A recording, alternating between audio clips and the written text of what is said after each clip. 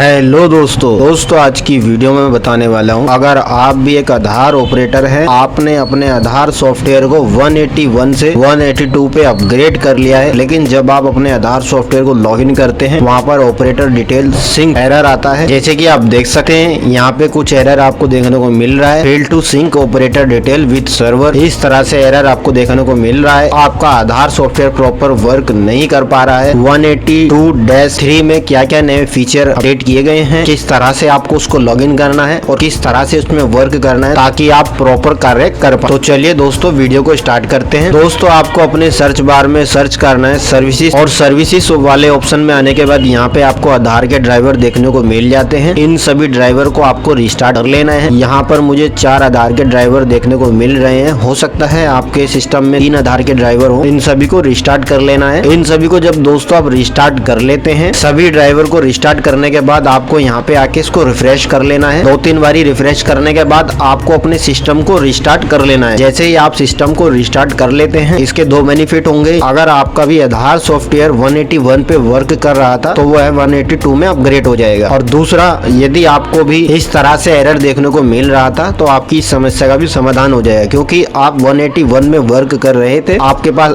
Upgraded version नहीं था, इसलिए इस तरह से एरर आपको देखने को मिल रहा था। तो आपकी इस समस्या का भी समाधान हो जाएगा। अब बात कर लेते हैं आधार सॉफ्टवेयर को किस तरह से लॉगिन करना है और क्या क्या इसमें सर्विसेज है और क्या क्या गलतियां नहीं करनी। दोस्तों सबसे पहले आपको अपने आधार सॉफ्टवेयर के साथ जीपीएस को कनेक्ट करना होता है। अगर जीपीएस की कनेक्टिविटी आपके आधार सॉफ्टवेयर के साथ नहीं आ रही है तो इसके ऊपर मैं अलग से पूरा वीडियो बना चुका हूँ, आप जाकर वह वीडियो देख सकते हैं। और उसके बावजूद भी अगर आप जीपीएस कनेक्ट करने में कुछ समस्या को फेस कर रहे हैं तो आप हमें कमेंट बॉक्स में पूछ सकते हैं। दोस्तों जैसे ही आपके आधार सॉफ्टवेयर के साथ जीपीएस कनेक्ट हो जाता है, आप अपनी आधार मशीन को सिंक करते हैं, आपके रजिस्टर्ड मोबाइल नंबर पे एक ओटीपी जाता है। उसके बाद आपको आइरिस से स्कैन करना है। स्कैन करने के बाद ओके बटन पे क्लिक कर देना है। आपकी मशीन सक्सेसफुली लॉगिन हो जाती है। अगर आपके सिस्टम के साथ आइरिस डिवाइस वर्क नहीं कर रहा है या फिंगरप्रिंट डिवाइस वर्क नहीं कर रहा है, जब से आपने अपने आधार यूसेल को अपग्रेड किया है, तो किस तरह से नए वर्जन के साथ आइरिस व फिंगरप्रिंट डिवाइस को कनेक्ट किया जाता है, क्योंकि आइरिस व फिंगर डिवाइस का नया ड्राइवर आपको डाउनलोड कर लेना है। कैसे डाउनलोड करना है उसके ऊपर मैं अलग से वीडियो बना चुका हूँ, आप जाकर दोस्तों उस वीडियो को देख सकते हैं। अब आपकी यहाँ से आधार मशीन सक्सेसफुली लॉगिन हो चुकी है। यहाँ पर क्या क्या फीचर हैं, कैसे वर्क करना है और क्या क्या सेटिंग में आपको सावधानियां बरतनी है, जैसे कि आप देख सकते हैं। दोस्तों यहाँ पर हम क्लिक करते हैं तो यहाँ पर online document update, online update, Aadhaar print और मॉड्यूल सिलेक्शन का ऑप्शन आ जाता है। अभी ऑनलाइन अपडेट और ये सभी ऑप्शन तो सेम है, जैसे 181 वर्जन में थे वैसे ही 182-3 में सेम ऑप्शन है। अब ये वाला ऑप्शन क्या दिया गया इसके बारे में बात कर ले। जब आप अपनी आधार मशीन को सिंक कर लेते हैं, यदि एक आधार ऑपरेटर को ECMP में कार्य दिया जाता है जिसमें चाइल्ड इनरोलमेंट या बायोमेट्रिक वगैरह कर, तो इस वाले मोड पे सिलेक्ट करके और यहाँ पे ECMP पे क्लिक करके यहाँ पर वो अपना ऑपरेटर UID नंबर, आधार नंबर एंटर करेंगे और यहाँ पे एक रिज्यूम पासवर्ड और यहाँ पे लॉगिन पे क्लिक करके बायोमेट्रिक सॉफ्टवेयर को लॉगिन किया जाता है। लेकिन एक CSC UCL ऑपरेटर को इसमें कार्य नहीं दिया जाता, केवल ऑनलाइन डेमोग्राफिक अपडेट में ही कार्य करना होता है। तो ये वाला ऑप्शन आधार UCL ऑपरेटर के लिए अभी किसी काम का नहीं है। जैसे कि मैं आपको यहाँ दिखा देता हूँ, जब मैं यहाँ पे आधार नंबर एंटर करने के बाद लॉगिन करने की कोशिश करता हूँ तो यहाँ पे लिखा आता है currently user is not properly on board, मतलब आधार UCL ऑपरेटर बायोमेट्रिक कार्य करने के लिए ऑन बोर्ड नहीं है CSC की तरफ से, तो UCL ऑपरेटर को इस सर्विस में कार्य नहीं कर। जब आप इस डैशबोर्ड को ओपन करते हैं, यदि आप इस यूनिवर्सल क्लाइंट पे क्लिक कर देते हैं, यह सर्विस इसमें आप कार्य नहीं कर पाएंगे क्योंकि यह ऑप्शन अभी डिसेबल है। तो